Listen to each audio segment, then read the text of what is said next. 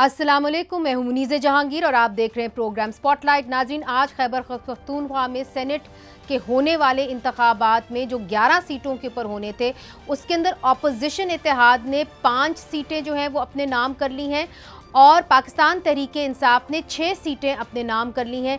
और ये सब कुछ जो है वज़ीर आला अली अमीन गंडापुर की मंशा से हुआ। सिर्फ ऐसा लग रहा है कि सिर्फ 2 वोट्स जो थे वो ही ज़ाया हुए, बाकी सारे वोट्स जो हैं वो पीटीआई के मुताबिक ही और पीटीआई की क़ियादत के मुताबिक ही डाले गए।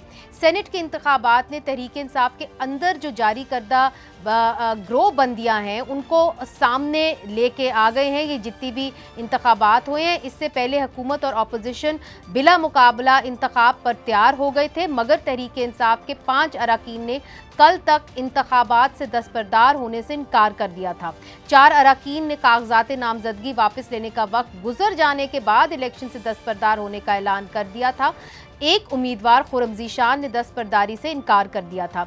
दूसरी तरफ आज तहरीक इंसाफ के रहनुमा आतिफ खान ने ट्विटर पर पीटीआई खैबर पख्तूनख्वा के लेटर हेड पर सेनेट के उम्मीदवारों की लिस्ट जारी करते हुए ये कहा कि असल में पीटीआई खैबर पख्तूनख्वा ने उन 7 उम्मीदवारों को नामजद किया था, लेकिन इस लिस्ट को कभी इमरान खान के सामने पेश ही नहीं किया गया।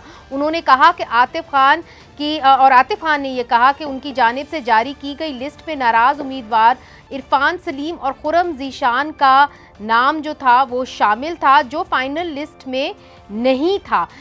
लेकिन और जो मुतनाज़ उम्मीदवार है मिर्ज़ा अफरीदी का नाम नहीं था आतिफ खान की लिस्ट में, मगर फाइनल लिस्ट के अंदर था। तो क्या सेनेट के जो इंतखाबात हुए हैं, सेनेट के जो उम्मीदवार हैं, उनकी मंजूरी इमरान खान साहब ने दी थी कि नहीं दी थी? ये एक बड़ा अहम सवाल है नाजरीन, और ये हमें कल ही पता चलेगा जब इमरान खान साहब से मुलाकातें होंगी और अगर उनको मुलाकातों की इजाज़त दी गई। और दूसरी तरफ ये कहा जाता है कि जी सेनेट इलेक्शंस में हम नहीं चाहते थे कि पैसा चले, मगर पैसा चला और हमने देखा कि जो लोग भारी भरकम रकम लेके आए थे वो कामयाब हुए।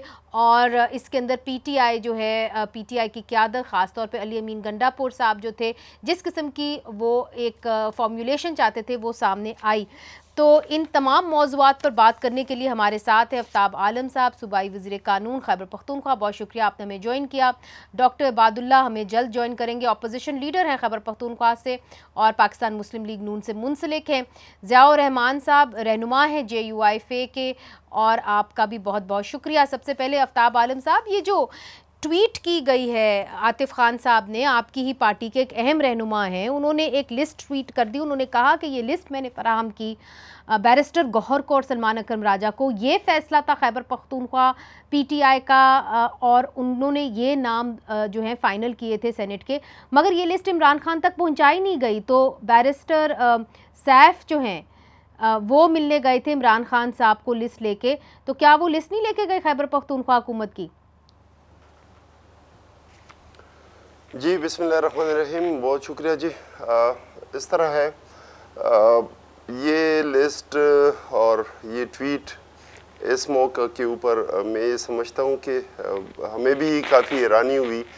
चाहिए तो ये था कि हमारे पार्टी के जितने हाई अप्स हैं ये टाइमली सर्कुलेट करते पूरे पार्टी में, और इसके ऊपर बैरिस्टर गौहर साहब हमारे सिटिंग चेयरमैन हैं, सलमान अकरम राजा साहब हमारे प्रोविंशियल जो प्रेसिडेंट और जनरल सेक्रेटरी साहबान हैं, तो उनको टाइमली इसके ऊपर कोई ना कोई पॉलिसी स्टेटमेंट और रिएक्ट करना चाहिए था।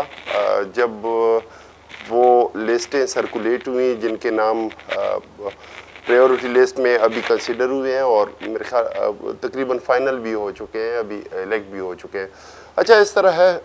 मगर आफ्ताब आलम साहब, कता कलामी माफ, तो ये जो लिस्ट, ये जो खत लिखा गया है चेयरमैन पाकिस्तान तहरीक इंसाफ को, ये 15 जुलाई को लिखा गया है और इस लिस्ट के अंदर ये उन्होंने ये कहा गया है कि 7 इसके अंदर हैं, 2 टेक्नोक्रेट सीट्स पे हैं, 5 जो हैं वो जनरल सीट्स के ऊपर हैं। उसके अंदर खुर्रम ज़ीशान का नाम है, अज़हर मुशवानी का नाम है जो फाइनल लिस्ट में नहीं आया, और ये लिस्ट जो है ये शाया की गई थी। तो हुआ क्या, जो आपके पाकिस्तान तहरीक इंसाफ की प्रोविंशियल सेक्रेटेरिएट है वो आपसे नाराज़ है? बैरिस्टर सैफ को आपने ये लिस्ट नहीं दी, व्हाट हैपेंड रियली? मैडम यही हैरानगी है कि हमें भी इस लिस्ट का आज ही पता चल रहा है। मतलब सूबे के इतने रिस्पॉन्सिबल पोजीशन के ऊपर हैं हमने आज इलेक्शन कंटेस्ट किया, वोट डाले हमने, सूबाई पार्लियामेंट ने तकरीबन सूबाई असम्बली ने, तमाम MPs ने।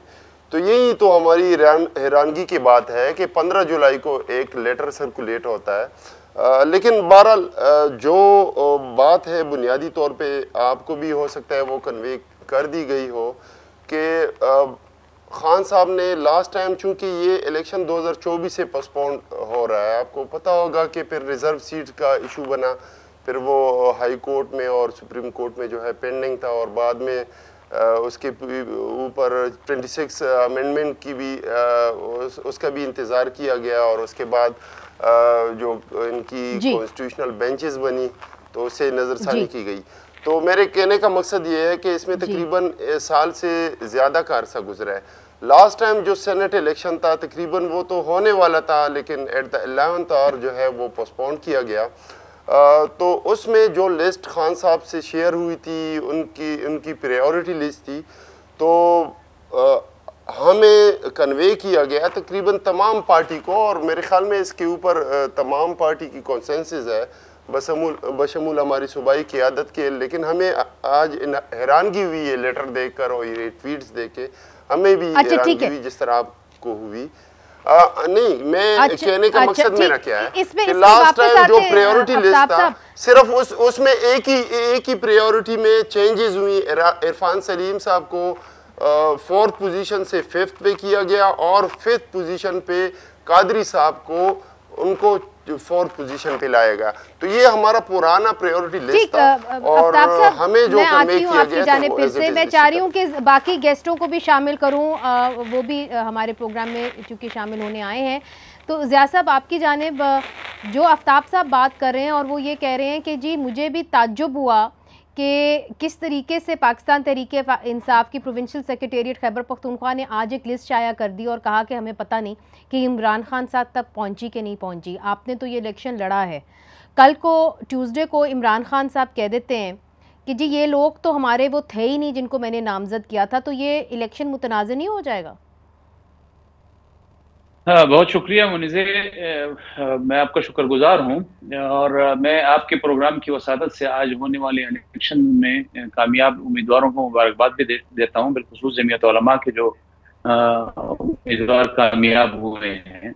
देखिए, जहाँ तक आपके सवाल का ताल्लुक है, ये PTI का अंदरूनी मामला है कि वो कैंडिडेट्स जो है जो फाइनल हुए, जो इमरान खान साहब के नाम से आया वो इमरान खान साहब के जो है वो जो नाम से आए थे वो उन्होंने ही फाइनलाइज किए थे कि नहीं, ये भी PTI का अंदरूनी मामला है। मैं 2-3 चीज़ें ऐसी समझता हूँ जो मैं आप इसको रिकॉर्ड पर भी लाना चाहता हूँ, मैं उस पर बात भी करना चाहता हूँ, और वो ये है कि सेनेट का इलेक्शन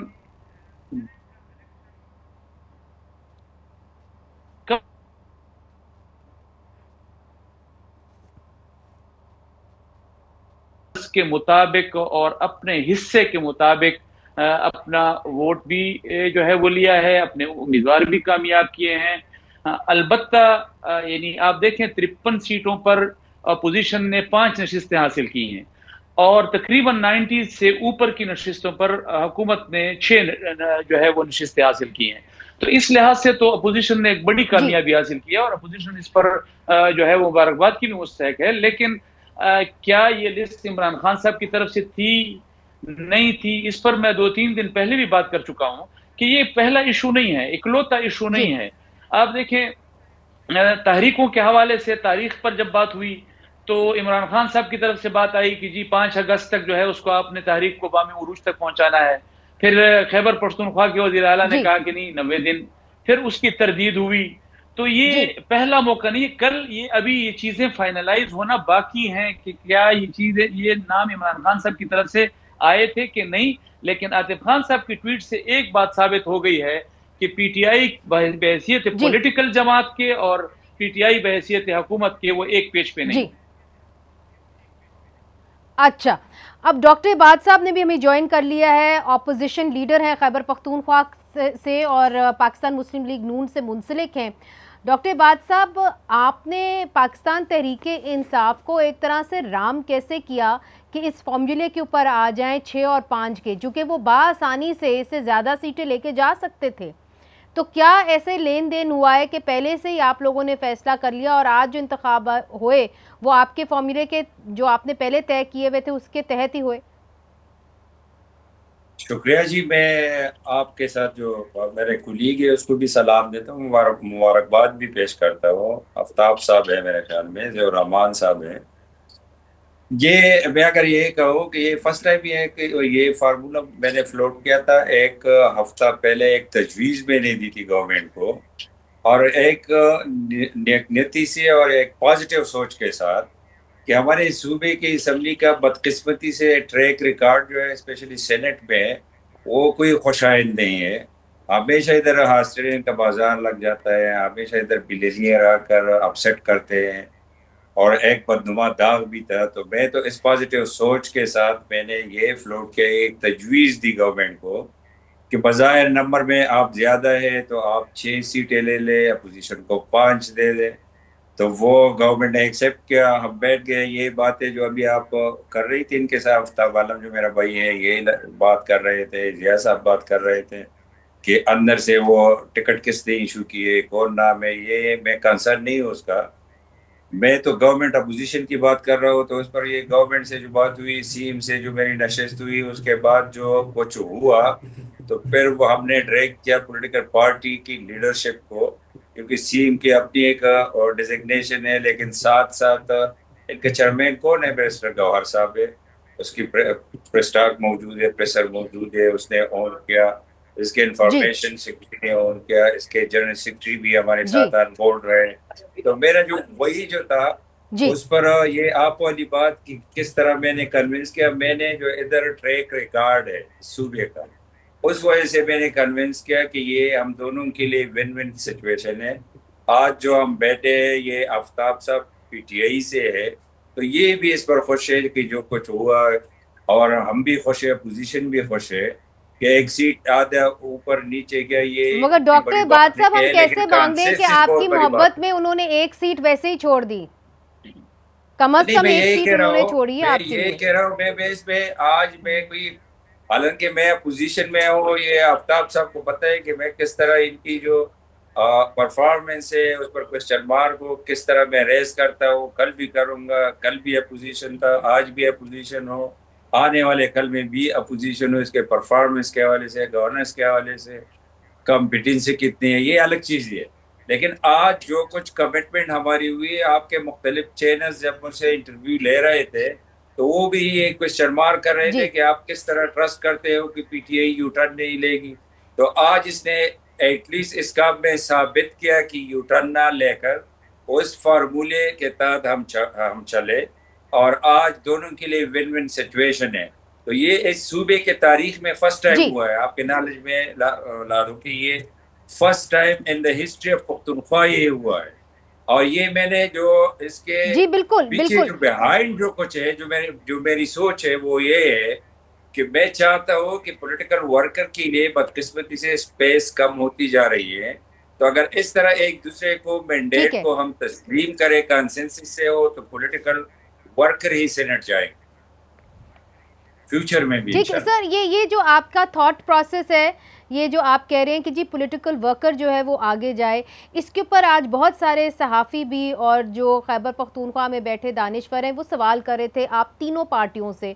और दिलावर खान साहब आपसे सॉरी आफ्ताब आलम साहब, मैं आपसे ये सवाल करती हूँ कि जो बड़ा सवाल लोगों ने किया वो ये किया कि जी हम सोच रहे थे कि नज़रियाती लोग आएंगे, मगर ऐसा नहीं हुआ। फिर भी लोग ये कहते हैं कि पैसा चला और जो जिनके पास ज़्यादा रकम थी उन्होंने अपनी जगह वहाँ पे बनाई। तो आप भी तो नज़रियाती लेके आ सकते थे कारकुन, मगर आपके भी कुछ ऐसे कारकुन आए हैं जिसके अंदर आपके अपने जो वर्कर्स हैं वो उसके ऊपर उंगलियां उठा रहे हैं। जी देखें, पहले तो मैं पहले क्वेश्चन की थोड़ी सी वजाहत करता चलूँ दोबारा कि जब बैरिस्टर सैफ साहब मिले उनके साथ हमारे एक सीनियर वकील भी थे ILF के, वो भी इस बात के शाहिद हैं कि खान साहब ने वो लिस्ट खुद ही फाइनल की जो हमारे अब के कैंडिडेट थे। और इसके साथ साथ फिर उनके बाद हमारे खान साहब की बहनें भी उनसे मिली हैं, उन्होंने भी एंडोर्स किया है कि बिल्कुल हमारी मुलाकात हुई है। तो मैं ये समझता हूँ कि अभी ये जो पता नहीं नया लिस्ट या ट्वीटें वगैरह जो है मंजर आम पे आई हैं, तो ये पता नहीं मैं समझने से कासिर हूँ कि इस स्टेज के ऊपर, हालांकि अगर ये कोई सच ऐसी चीज़ें थी तो ये टाइमली जो है वो रिपोर्ट करनी चाहिए थी। दूसरी बात आपके क्वेश्चन के हवाले से आतिफ खान साहब, देखिए आतिफ खान साहब आपकी अपनी पार्टी के लीडर है, उनसे आपने पूछा नहीं? इन्होंने ट्वीट करे हुए, इनको काफ़ी अभी घंटे हो गए, आपने उनसे दरियाफ्त नहीं किया कि आपने एक ट्वीट की है इलेक्शंस के ऊपर, उसके अंदर आपने एक अपनी लिस्ट दी है जिसके अंदर कुछ नाम हैं? नहीं जी, हम चूंकि इलेक्शन में मसरूफ थे तो हम तकरीबन ये 20 मिनट पहले आ चुके हैं और मैंने भी तकरीबन आधा घंटा पहले वो ट्वीट देखा, तो इसलिए मौका नहीं मिला इंशाल्लाह इसकी वजाहत। तो ज़ाहिरी बात है हम पार्टी के रिस्पॉन्सिबल जो हमारे ओहदेदार हैं उनसे पता करेंगे। अच्छा, आपने ये दूसरा क्वेश्चन जो किया कि पता नहीं किन लोगों को नवाजा गया या, तो इस सच कोई ऐसी बात नहीं है। देखें, जो हमारे साथ अभी भी जो इलेक्ट हुए हैं, मैं समझता हूं कि जाहिर बात है कि आपकी बातों का या सवाल का इशारा जो है वो मिर्ज़ा अफरीदी की तरफ ज़रूर होगा।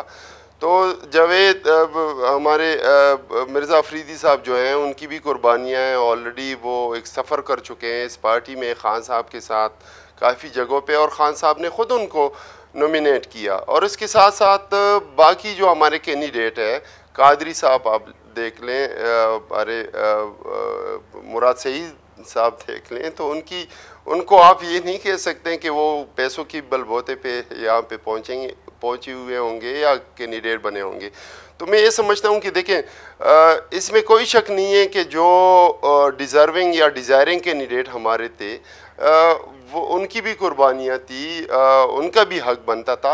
लेकिन ऐसा सच बिल्कुल भी नहीं है कि जो हमारे ये करंट जो हमारे इलेक्ट हुए हैं, ये लिस्ट जो बनी थी, तो ये डिज़र्विंग नहीं थे, ये भी हमारे लीडरशिप में थे और इनकी भी अपनी अपनी जगह पे सबकी काफ़ी कुर्बानियाँ थी।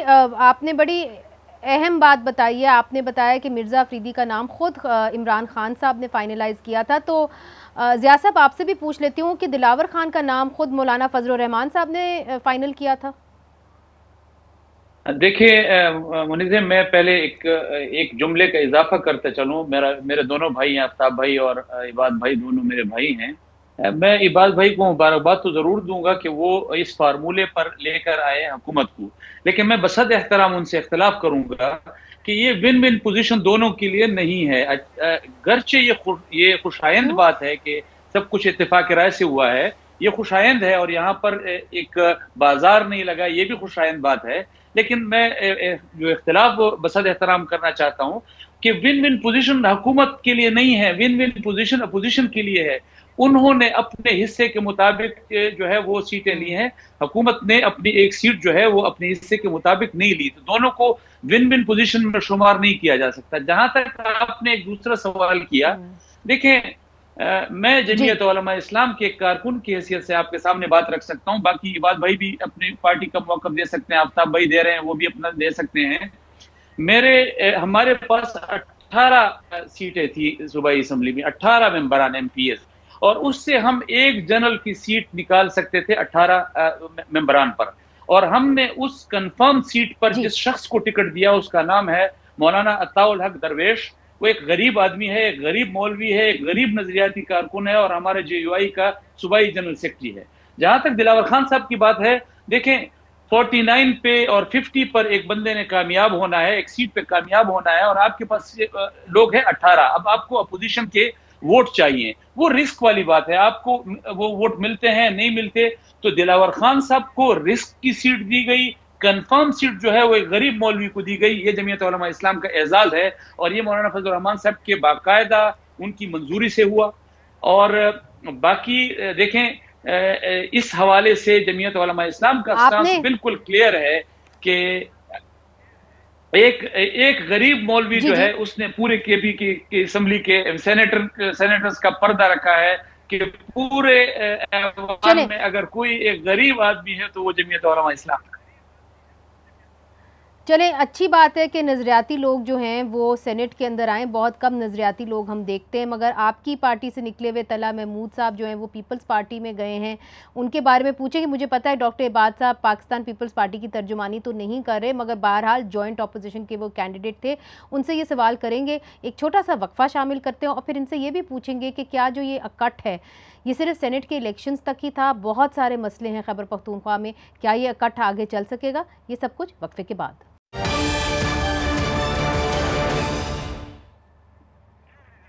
वेलकम बैक नाजरीन। स्पॉटलाइट है सेनेट इलेक्शंस के ऊपर। खैबर पख्तूनख्वा के अंदर सेनेट इलेक्शंस हुए हैं जिसके नतीजे के अंदर अपोजिशन को 5 सीटें मिली हैं और पाकिस्तान तहरीक इंसाफ को 6 सीटें मिले। बआसानी पाकिस्तान तहरीक इंसाफ 7 या 8 सीटें निकाल सकती थी मगर नहीं निकाल पाई।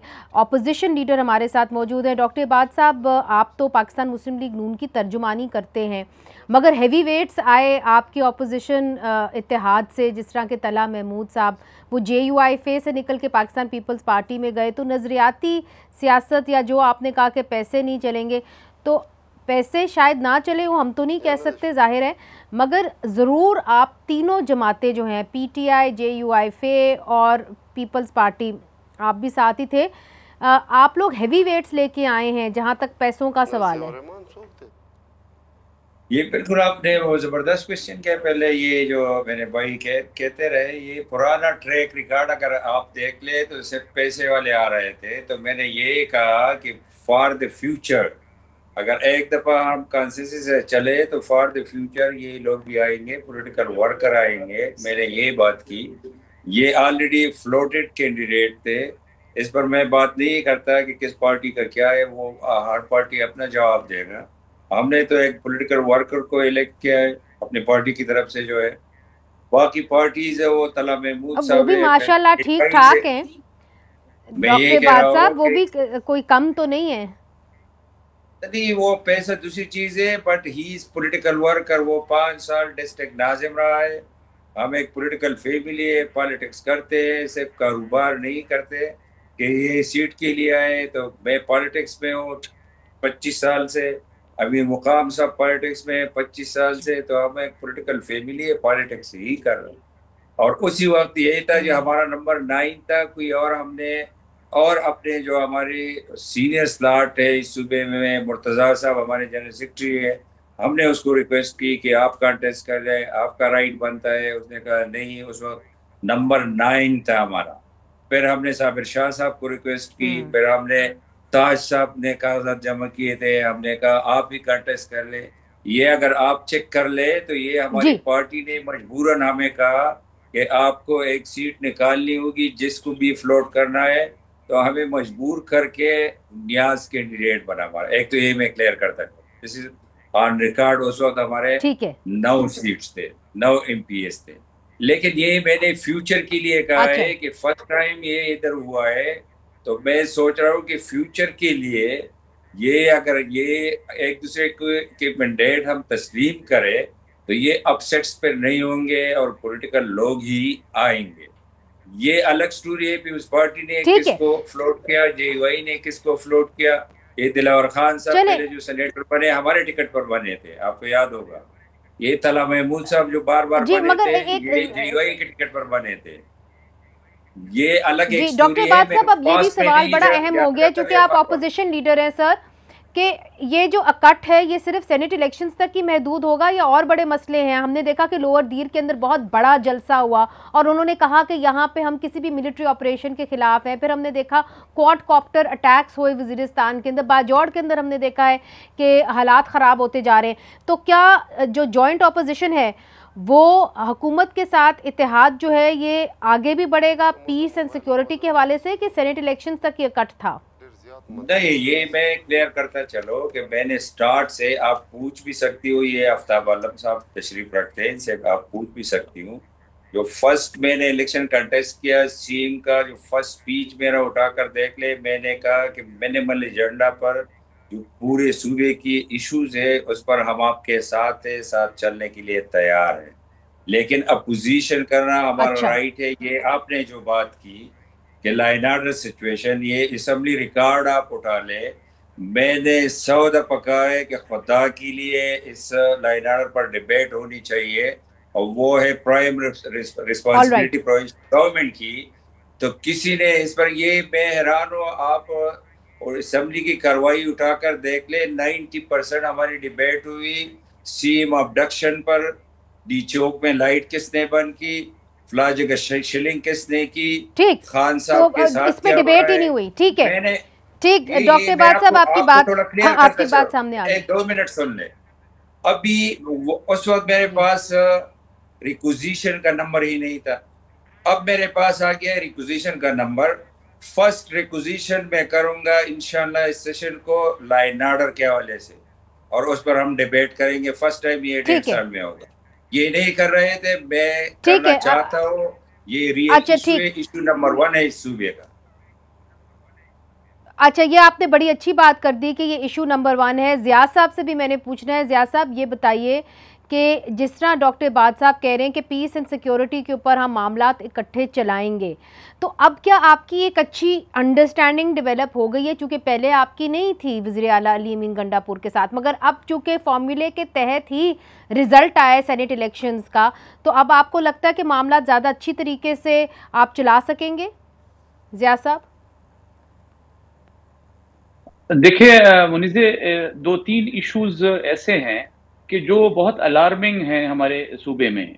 सबसे बड़ा जो इशू है वो है लॉ एंड ऑर्डर का। आपने अभी ऑपरेशंस जी से बात की।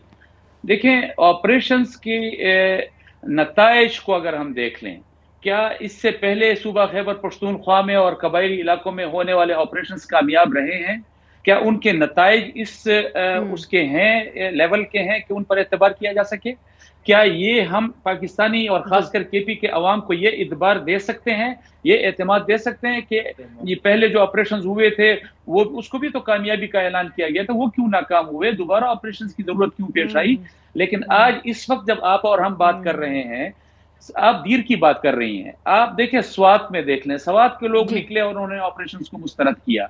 उसके आप पूरे कबायली पट्टी को देख लें, कहीं एक जिला, यानी हमारा जिला बदकिस्मती से वज़ीर आला साहब का जिला भी है, वहां लॉ एंड ऑर्डर की सूरत हाल ठीक नहीं है। वहां पर आपके सी पैक जो है उस पर दिन दिहाड़े लोग निकल आते हैं, अस्करियत पसंद निकल आते हैं, लोगों को चेक करते हैं।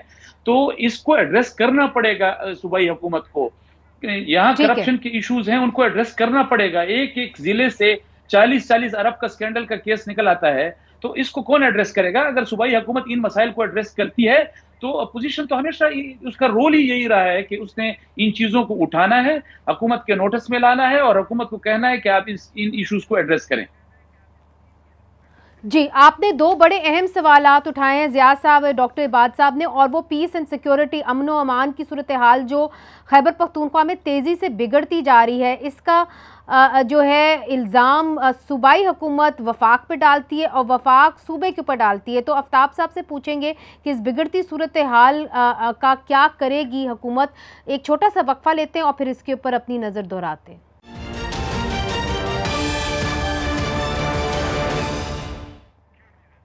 वेलकम बैक नाजरीन। स्पॉटलाइट है सेनेट के इलेक्शंस के ऊपर, मगर अब सवाल ये है कि खैबर पख्तूनख्वा की तमाम जमातों ने बशमूल हुक्मरान जमात पीटीआई ने वहाँ पे एक कंसेंसस के साथ ये सेनेट इलेक्शंस लड़ा है।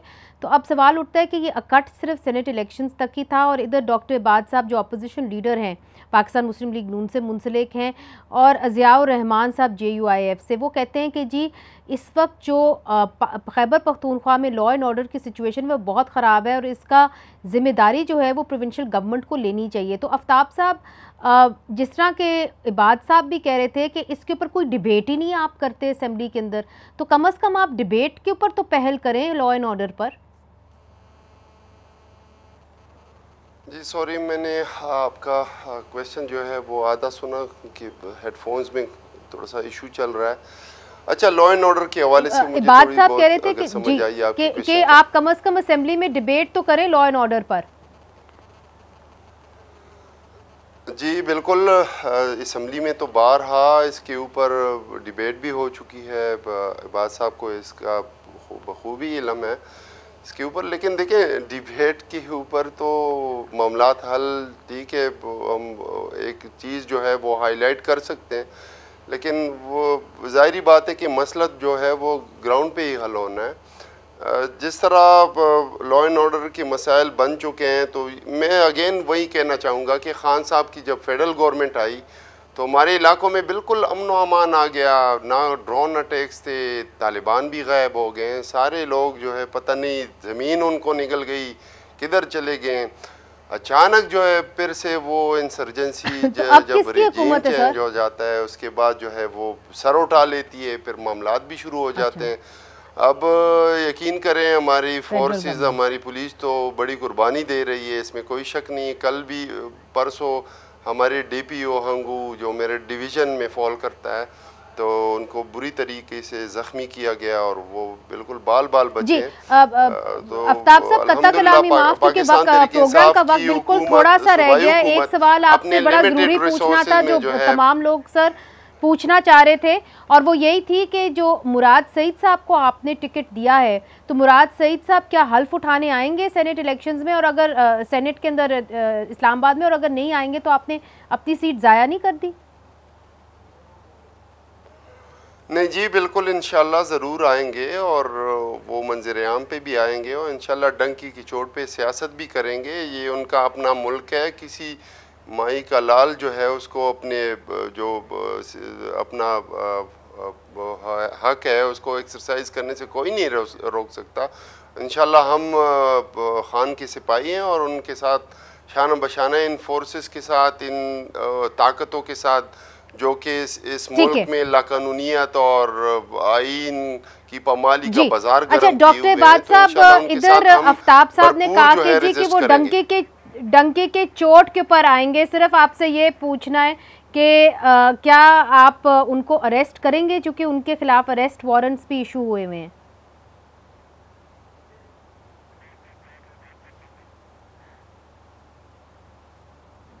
मेरा ख्याल है हमारे प्रोग्राम का वक्त ख़त्म हो गया। बहुत बहुत शुक्रिया डॉक्टर इबाद साहब, आपने हमें ज्वाइन किया। ज़ियाद साहब, आपका भी बहुत बहुत शुक्रिया।